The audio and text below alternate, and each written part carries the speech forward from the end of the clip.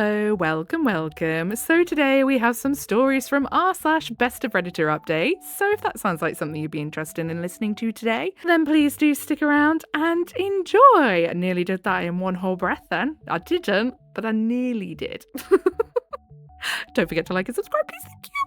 Okay, so this one was posted to the subreddit by Direct Caterpillar 77, and the title says, "Girlfriend and I, 26M, got into a huge fight over a keyboard, thinking about ending things based on her behaviour." Okay, so obviously Direct Caterpillar is not the original poster. The original poster is on screen and where it was originally posted to, and there is a trigger warning for entitlement. So the original post was May 19th, 2019. So, my girlfriend and I are both 26, got in a fight about this 2 nights ago, and she's making it seem like I'm being an a-hole. We've been dating for 4.5 months.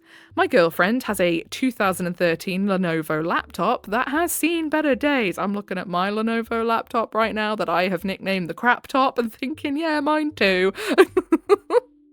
As it stands right now, among some other issues, her keyboard totally doesn't work. Because of this, she always uses a small Bluetooth keyboard with her laptop. My old laptop did that, and I had to do the same. I had to get, and do you know what? I think that might have been a Lenovo as well. And I had to get a Bluetooth keyboard. That's so weird. She had texted me the next morning saying that her wireless keyboard had stopped working as well. We had already planned for me to stay the night at her place after I got off work, so I offered to stop by my place on the way to grab her a keyboard, as I have a few extras. When I got to her place, she was eagerly awaiting the keyboard, which makes sense as she wasn't able to use her computer for the most of the day. But when I handed her the keyboard, she started getting really quiet and pouty. A bit later, when I asked her what was wrong, she said she thought I'd be bringing her something nicer, like the keyboard I have at my desk. Okay, so last actual tabletop PC that I ever used was like back in 2018 when all keyboards were pretty much generic unless you were really into computers. So I don't know what constitutes as a fancy keyboard. Like, does the OP have one of those lighty uppy ones? Because if so, I wouldn't be bringing it to someone to give them either. I'd be like, you can have my pooey one. I'll keep my fancy lighty uppy one, thank you. The thing is, I have a really nice keyboard at my desk. I'm a programmer, and I love this keyboard so much that I also bring it to work with me. I even have specific macro profiles for it that definitely improved my workflow. For context, I had an extra Amazon Basics keyboard, $15, lying around, still brand new in the box. My personal keyboard, which I've had for years, is some variant of the Razer Black Widow, $120 on a keyboard, OP? Goodness me, that must be a bloody good keyboard. Anyway, she was apparently expecting me to be selfless and let her use my nice keyboard whilst I used the Amazon keyboard. She was upset that I didn't value her enough to lend her my nice possessions and left her with the cheap $10 keyboard. Her words. She said if the situation was reversed, she'd lend me the nice keyboard. I explained to her that I have my keyboard specifically set up for work, and because I'm used to it, it would hinder my ability to work if I didn't have it. See, that I do get, because if I ever use someone else's computer, and it's like obviously different from my keyboard, it does make me a bit slower when I'm trying to type. We continued to argue about it. Things really came to a head when she boldly claimed that if I wasn't willing to lend her my nice keyboard, that I should have bought her a nice new keyboard if I really cared about her. Okay. This is when I got really mad. Told her that she was acting like an entitled, spoiled child. Yup. And that she should have been grateful that I went out of my way in the first place to grab her the Amazon keyboard. She started crying and asked me to go home. I left, but I still gave her the Amazon keyboard to use. I was far more upset at the principle of the situation than the keyboard itself. Yeah, absolutely, I would be too. I'd be like, rude, I'm helping you out here. You could just be grateful. Like, how rude. So now she's calling me an asshole for both not giving her my keyboard and because I called her spoiled. Don't act spoiled if you don't want to be called spoiled. Simple. We're going to meet up tomorrow to talk about this in person because I refuse to continue this silly argument over text. I'm thinking about ending things with her as I feel like this is her showing me her true colours. TLDR, girlfriend's keyboard broke, I lent her one of my extras, and she got upset that it was a cheap keyboard. I called her spoiled, which infuriated her. I mean, yeah, I would expect it nothing less than it to infuriate her because entitled people do not like to be called out on their entitlement. So, relevant comments. Comfy Mistake says, you are honestly 100% right. She is acting like a spoilt child. Beggars don't get to be choosers. That's a subreddit we should go to, choosing beggars. I haven't been on that in a long time, and that's just reminded me of it. She wants your nice keyboard. She can buy one for herself. Better yet, she can book up and save up for a new laptop. I don't blame you at all for feeling angry. I think you should attempt to talk through it before you decide to break up with her, but it's definitely a red flag that she's acting this way. Info Girl says, I think you got it right when you said that she was a spoiled brat. She should have been grateful that you came over with a keyboard, any kind of keyboard. Maybe she should take her own advice. Be a little selfless. I would pose a question to you. If you two are fighting over a keyboard, what will happen with an issue that is a bit more serious comes up? Good luck with your talk. I have a feeling you're going to need it. Yeah, exactly. That's it. If this is how she acts over a keyboard when she doesn't get her own way, what about when there's other things? You know? And honestly, this can't be the first time she's acted like this, surely. And then LMKBK says, never marry someone until you've seen how they act on a really bad day. Edit. She texted me asking to meet up tonight instead of tomorrow as she is feeling anxious and stressed out about the situation. I will give everyone an update later tonight or tomorrow morning. I also want to clarify that she's never acted like this before. Oh, okay then. Although admittedly, we haven't been together for very long. Ah, okay then. Some of you suggested that maybe I'm not making her feel valued, and this situation is a symptom of that. While I think I both show and tell her that she's valued in different ways, this may be something I bring up with her. It, of course, doesn't forgive her behaviour, but it may explain some of it. Cheers! Okay, we have an update, and it was from the next day. We met earlier tonight and sat down to talk. I was somewhat prepared to end things with her, so I suggested we meet at her place so that I could bail if things went south, and they did. Smart move. Even though I thought I made my post as anonymous as possible, one of my girlfriend's co-workers figured out who the post was about. Girlfriend's age, working HR, which I mentioned in a comment, same computer problems, dating a programmer, etc., and sent it to my girlfriend.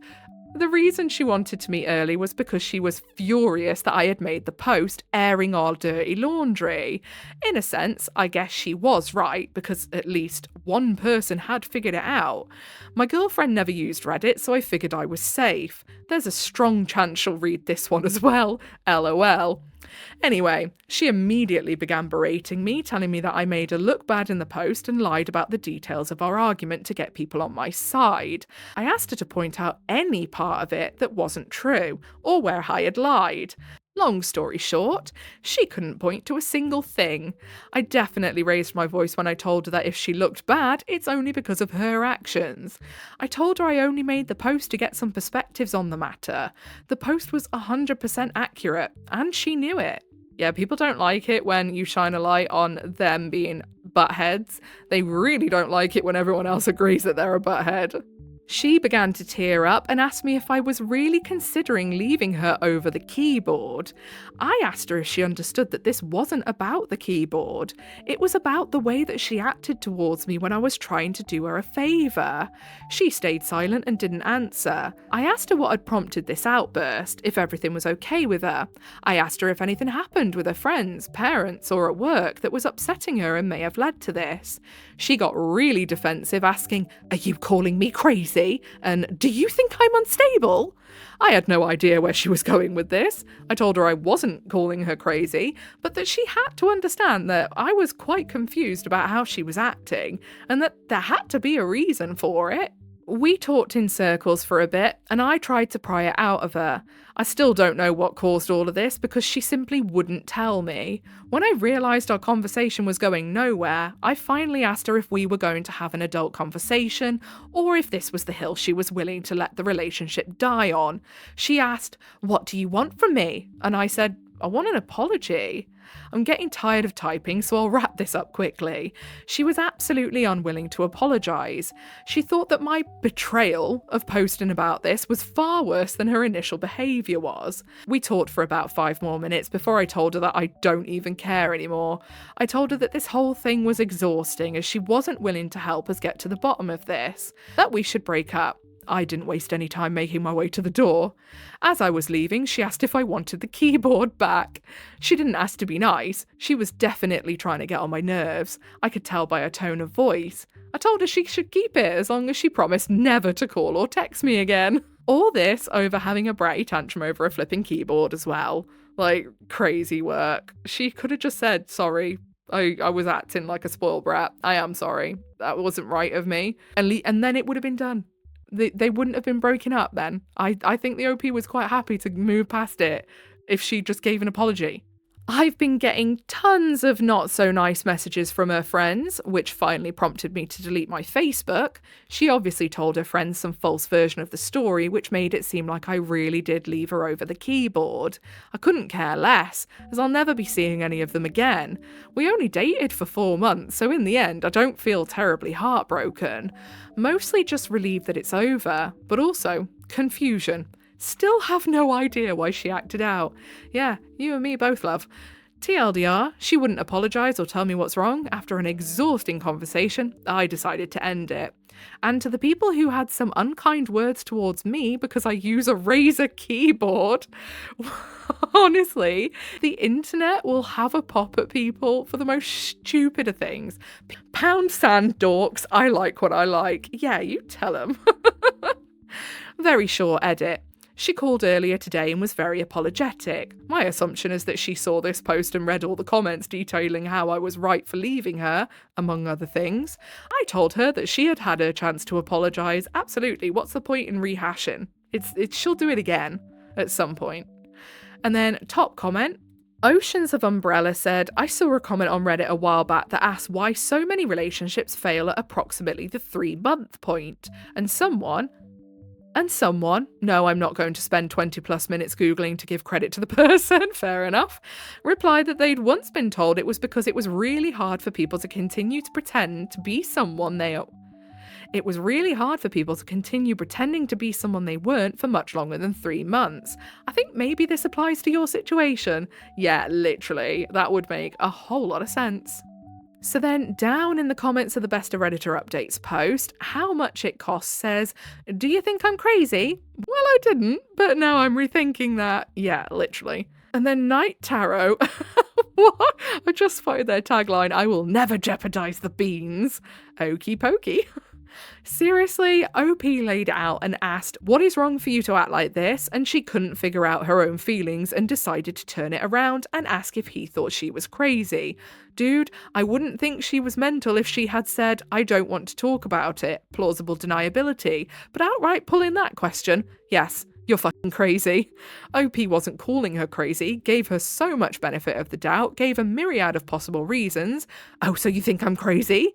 Not until you said so, but yes, you are. Glad you could figure that out, lady. But next time, don't phrase it like it's the other person's fault that you made this epiphany about your own mental state.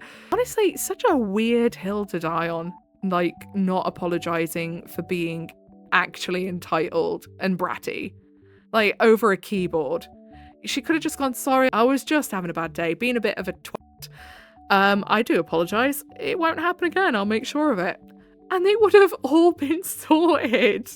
And what do you know, we've got a little bit of time left, but not quite enough time for another Best of Redditor update, so we will read the leftover Am I the Devil post that I saved the other day to read and never got to.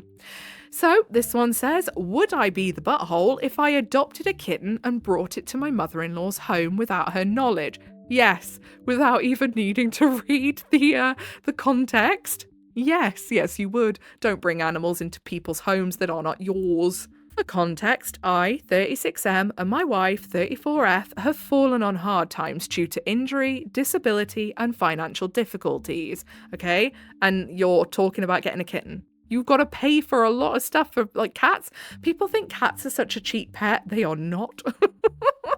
Soon as something goes wrong and you need them at the vet, it's hella expensive. So we will live with her mum, we'll call her Pat.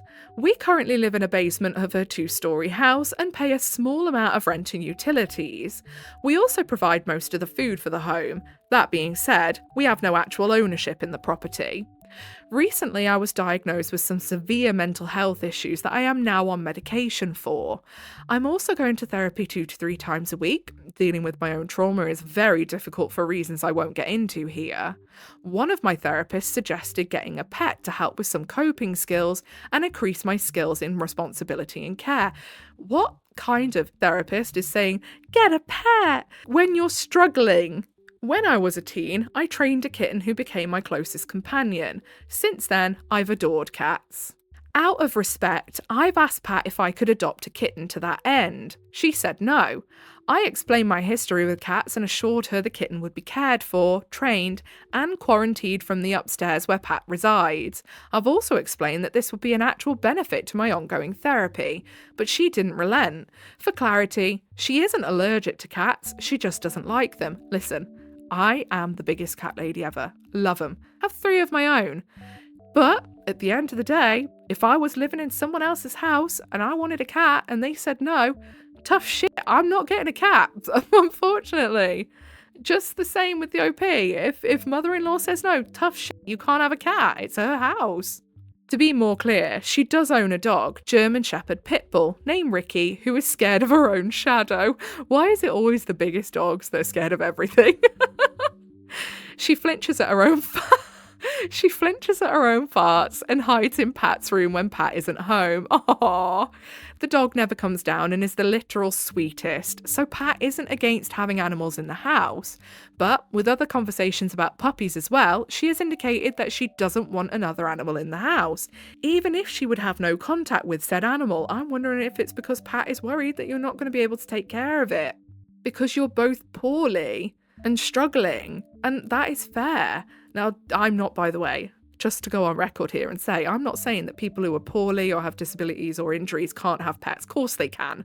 Absolutely. But if you are financially in the hole and you're also really struggling at the moment, it's not a good idea to introduce an animal that cannot take care of itself.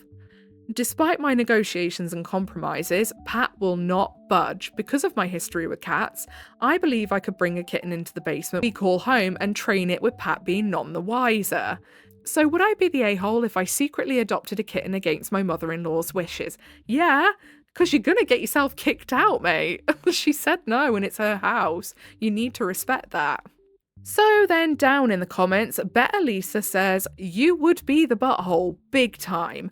I had a psychiatrist tell me my kid needed a cat, but dad is allergic. We found ways around it, and kid is fine. Volunteer at a cat rescue. Sign on to one of those pet sitting websites. Help take care of mother-in-law's dog. Get a Tamagotchi. I love Tamagotchis. Oh my god, I haven't played with one of them in years. Whatever, but your mother-in-law would be justified in kicking you out for bringing a pet in after she told you not to, or if you did without asking. Exactly. And then the OP replies saying, even if it meant also kicking out her disabled daughter, regardless of your answer to that question, I love the alternatives you provided. I will be doing some research to see if there's anywhere I can volunteer. Also, thank you for not recommending a Furby. I'm guessing a lot of other people said Furby. I love Furbies though. I love long Furbies. You know, have you seen them long Furby? I want one. I want one. I want the longest one you can get. But like, OP's there saying, oh, even if it meant kicking out her own daughter. OP, how do you know that she wouldn't just kick you out and keep her daughter there and kick you and the cat out? You know, her loyalty lies with her daughter and her daughter alone. It doesn't lie with you, really. But yeah, it doesn't matter. Even if you think, oh, she wouldn't kick us out because of her daughter, that's still super disrespectful and it's just not something you should do. Again.